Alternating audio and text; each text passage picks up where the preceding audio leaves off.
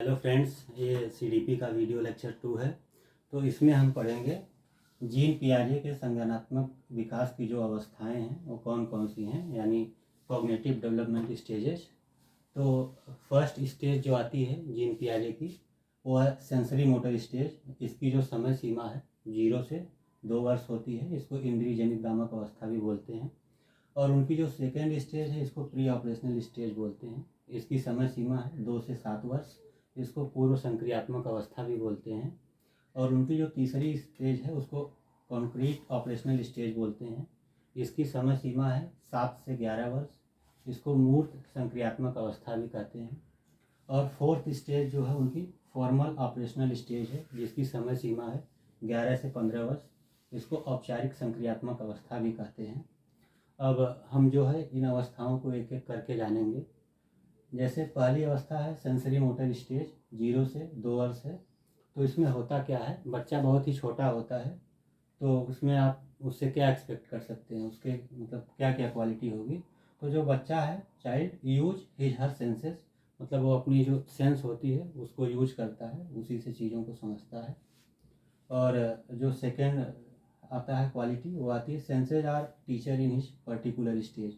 जो उसकी सेंस हैं वो उस स्टेज के लिए उसके लिए टीचर का काम करती है, मतलब उस सेंस का यूज करके सीखता है।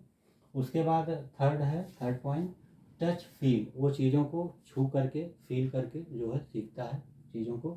जैसे अगर कोई जल रही है, लौ जल रही है, अगर उसको मना करेंगे तो नहीं सुनेगा। जैसे ही वो छुएगा जल जाएगा, तो इसके बाद उसको पता चल जाएगा कि नहीं, इसको नहीं छूना है, इससे जल जाते हैं। इसके बाद नेक्स्ट पॉइंट है ऑब्जेक्ट परमानेंस, मतलब उसके अंदर वस्तु अस्थायित्व आ जाता है। मतलब अगर उसके सामने कई खिलौने हैं, अगर उसको छुपा देंगे तो वो खिलौना वो मांगेगा, उसके मतलब दिमाग में रहेगा कि नहीं ये नहीं है, दूसरा था।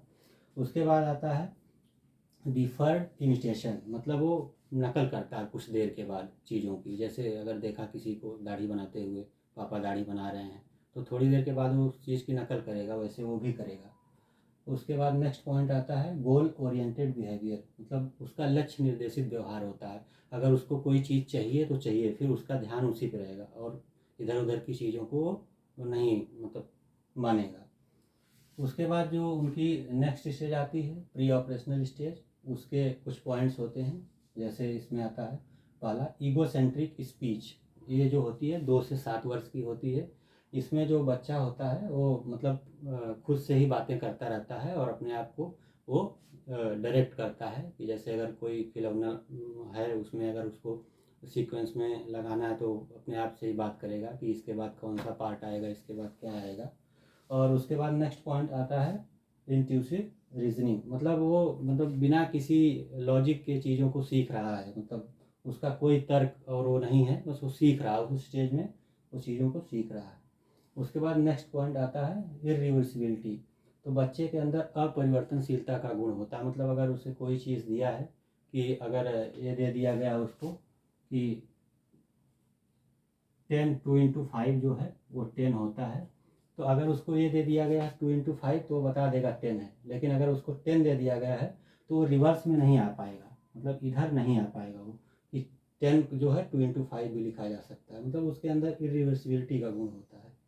और नेक्स्ट पॉइंट जो है वो एनिमिज्म होता है, यानी उसके अंदर जीववाद होता है। वो खिलौने की जो भी निर्जीव वस्तुएं हैं उनको वो जीवित समझता है, उसको लगता है कि ये जीवित है। जैसे अगर कभी बच्चा खेल रहा है तो बोलेगा पापा पापा हट जाओ, मेरा हाथी आपको कुचल देगा, दबा देगा। इस तरह की जो चीज़ें हैं वो एनिमिज्म के अंतर्गत आती है।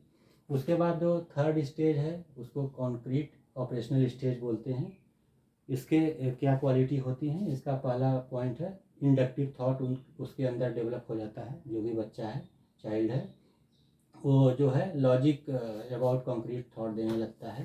तो इंडक्टिव थॉट क्या होता है, मतलब इंडक्टिव थॉट मतलब हम किसी पर्टिकुलर केस से जनरल पे जाते हैं। जैसे मान लीजिए अगर 2 into 3 दिया हुआ है 6 है, 3 into 3 दिया है 9, मतलब उसको पहले एग्जाम्पल्स बताए जाते हैं फिर रूल पे आया जाता है। जैसे 2 को जो है 3 टाइम्स ऐड करेंगे तो 6 आएगा, 3 को 3 टाइम्स ऐड करेंगे तो 9 आएगा। उसको रिजल्ट तो पता चल जाता है, लेकिन बाद में उसको बताया जाता है कि ये मल्टीप्लिकेशन का ऑपरेशन है, यानी ये मल्टीप्लाई किया जाता है तब आता है। तो ये उसके अंदर ये जो चीज़ है ये इस स्टेज में कॉन्क्रीट ऑपरेशनल में डेवलप हो जाती है। उसके बाद जो नेक्स्ट क्वालिटी आती है वो CCS आती है, यानी वो चीज़ों को जो है उसके अंदर कंजर्वेशन का जो है क्वालिटी डेवलप हो जाती है, वो चीज़ें उसको याद रहती हैं देर तक, वो कंजर्वेटिव हो जाता है।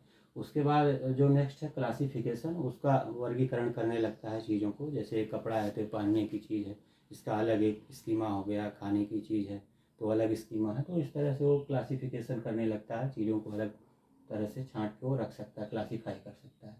उसके बाद नेक्स्ट आता है सीरिएशन, यानी वो क्रम से लगा सकता है, वो चीज़ों को क्रम में लगाने लगता है, क्रम से लगा सकता है।